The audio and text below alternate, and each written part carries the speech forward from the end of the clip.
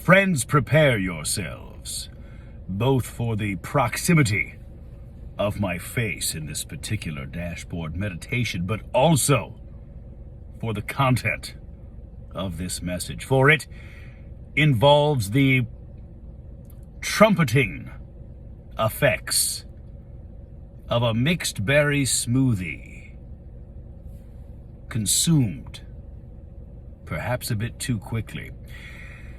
Let me take you back in time. 'Twas Saturday, mid-afternoon. As many of you know, I am a member of the cast of the Wizard of Oz Youth Edition, being put on by the Children's Theater of Cincinnati in the newly renovated Emory Theater. After public performances, there is an opportunity for members of the audience to acquire an autograph, have a bit of a meet and greet with a cast member, and that cast member varies with each show. Following the 2 o'clock show, but before the 5 o'clock show, the Lion, the role that I play, was asked to be that person. I was very pleased to do it. It's always so kind of people to come to the show, and I'm eager to hear about their experience. However, in the lion costume, post-show, there is much sweat and funk, if you will. And given the timing between the autograph session and the next show at 5 o'clock, there would not be time to get out of costume, refresh myself, begin the 5 o'clock show. So, two dear friends, Amy, Roger, who play Aunt Em, Uncle Henry, as well as other various roles in the show, said, we will bring you some sort of sustenance to help you push through as you wear your lion costume through the entirety of our downtime. And I said, thank you, just some sort of cold beverage would be delightful. A beverage of great girth and perhaps frozen qualities. A smoothie. What kind of smoothie, they inquired. I said, I'm not really particular. Whatever seems like the right choice. Mixed berry was their choice, and it was a delight. The taste, the consistency, it was exactly what I needed to refresh myself. And so I drank it with vigor and delight between shows. Roughly 5 minutes before the 5 o'clock show began, so also began a rumble, tremors, like those perhaps preceding some sort of tectonic plate event, began to ripple across my midsection, as if an alien being needed to exit my body. And that being would not be protruding directly out of my stomach, as in a Sigourney Weaver film, but would rather be, with great excitement, leaving by the nearest exit. And I knew where that exit was. Fortunately, the lion is the third friend that Dorothy meets in Oz.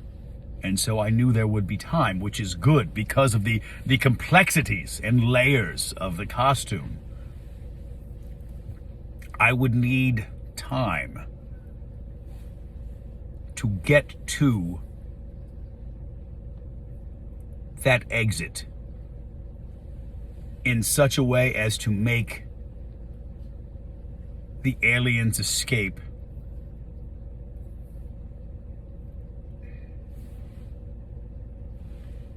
as easy as possible.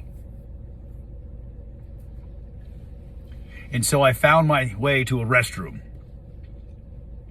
And I began the process of unbuckling and unsnapping. There's a muscle suit that literally snaps in the crotchular regions.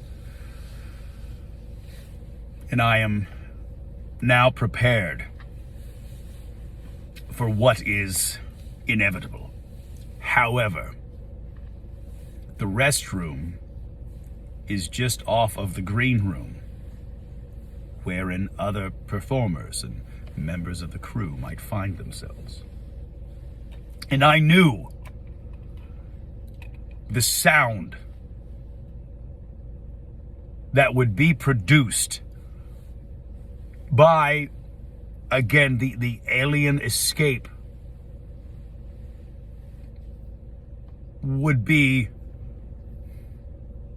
voluminous, both in terms of sound and amount.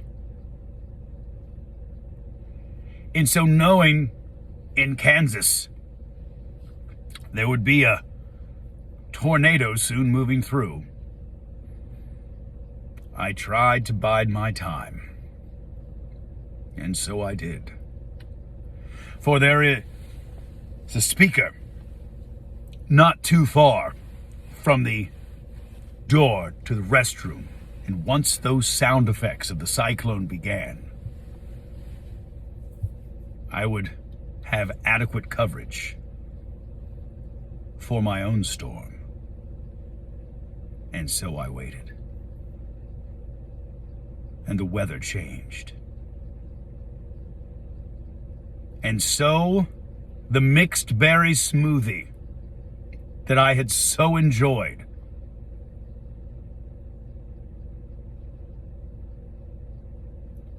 left me. One might say, Bob, there's no way a mixed berry smoothie, or any food for that matter, could move the entire length of your alimentary canal in such a short period of time. Agree to disagree. I don't know what sorts of berries were used,